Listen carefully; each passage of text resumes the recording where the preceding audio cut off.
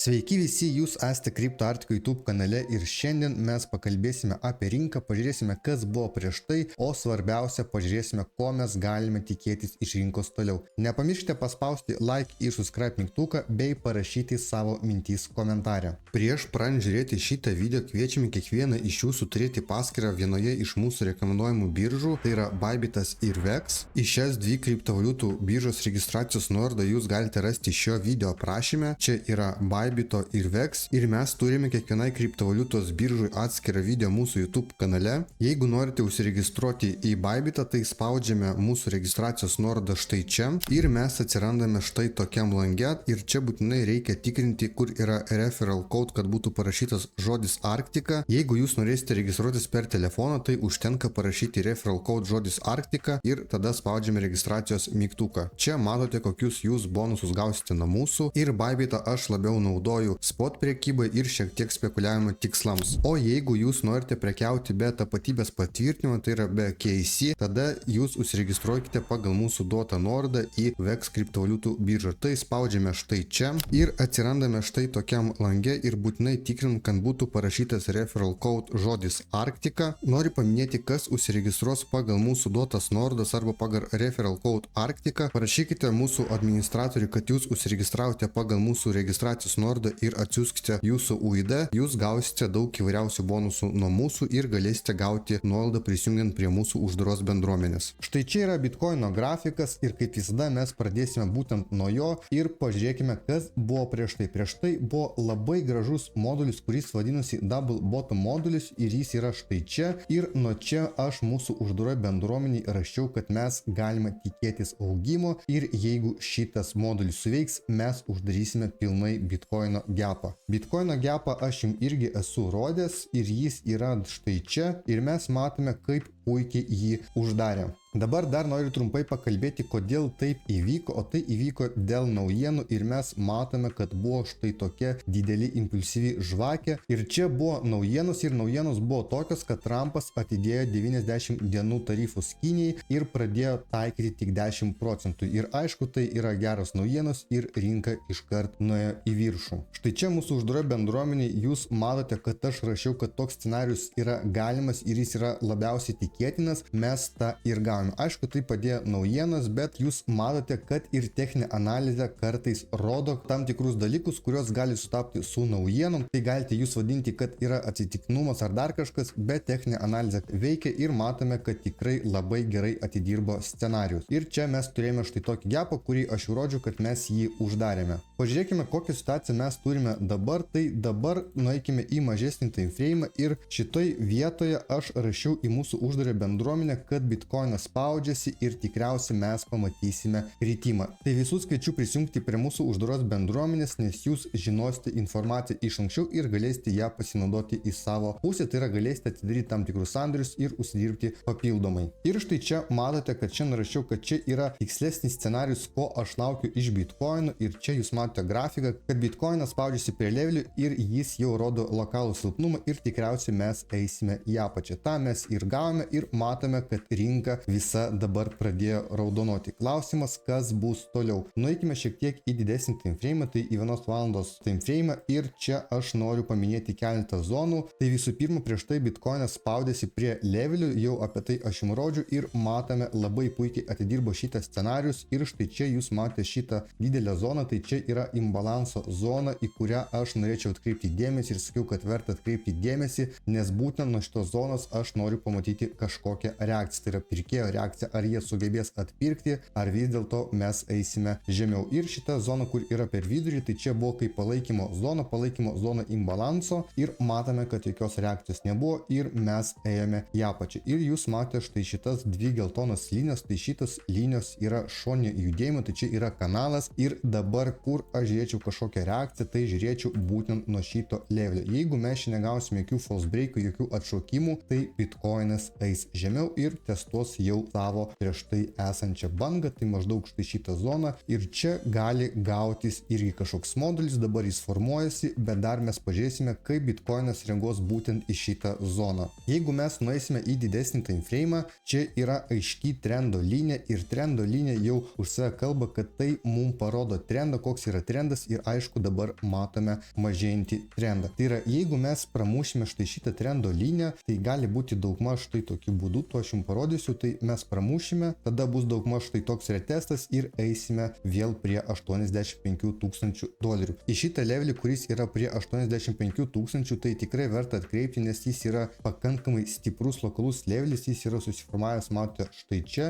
ir čia yra kanalo viršus, nuo kurio mes gauname reakciją. Ką dar noriu pasakyti, kad ekonomiškai yra labai sunku pasakyti, ar mes galime tęsti augimą ir aš aišku esu ne ekspertas, bet ką galiu pasakyti savo akim, kad Trumpas atidėjo tik 90 dienų ir kas bus toliau niekas nežino. Čia mes galim pamatyti, kad bus kažkoks impulsas į viršų ir atrodys viskas gerai, bet tai galimai bus bulltrapas ir mes eisime į apačią, nes dar visa situacija su Kinija nėra įspręsta ir mes galime tikėtis įvairiausių scenarijų. Tai šitoj vietoj, šitoj situacijoj, kuri dabar yra, tai aš tiesiog spekuliuoju ir savo spot portfelį kol kas nepildau, esu aišku pasipildęs prieš tai, bet dar noriu palaukti ir pasižiūrėti, kokios bus formacijos ir kokia bus tolimesnė rinkos nuotaika. Tai kol kas spekuliuoju lokalias situacijas ir kam yra įdomu, kas nori pasibandyti, tai mes visų laukime mūsų uždaroj bendruomenį, mes ne tik prekiam, bet ir bendravime. Galite užduoti jums dominančius klausimus, visada atsakysime, visada padėsime, tikrai esame draugiški ir visų laukime prie mūsų prisijungiant. Dar nueikime į dienos time frame ir čia mes matome labai aiškę struktūrą, tai laiptelių struktūra išlieka iki šiol, tai čia gali būti laiptelis, čia yra laiptelis, čia laiptelis ir čia yra sekantis laiptelis. Jis yra pusiau susiformavęs ir toliau mes turime žiūrėti, kokios bus naujienos, nes dabar rinka tikrai reaguoja į naujienos ir ką dar noriu priminti, kad greitai bus vasara ir vasara yra sumažėjęs volatilumas. Ir taip pat visi altcoinai negali kilti, nes mes turime labai didelę Bitcoino dominaciją ir mes galime ją pažiūrėti, aš ją jums esu jau rodęs prieš tai ir čia mes turėjom labai gražų modulį, šitas modulis jau beveik atidirbo, matome, kad mūsų buvo targetas štai čia ir tikrai labai mažai trūko iki jo paėmimo. Jeigu nueisime į savaitės time frame, tai čia mes matome, kad Bitcoin dominacija dar turi kur eiti ir bent jau iki 67 procentų, šiek tiek daugiau, šiek tiek mažiau gali laisvai nueiti ir būtent nuo šitos zonos aš tikėčiausi pamatyti apsisukimo ir labai nenorėčiau, kad keliautų link čia. Dar primenu, kad kai dominacija pradės kristi, tai reiškia, kad altcoinai pradės augti. Paprastais žodžiais tariant, tai jeigu mažėja Bitcoin dominacija, tai reiškia, kad gauna daugiau likvidumo, daugiau pinigų visi altcoinai.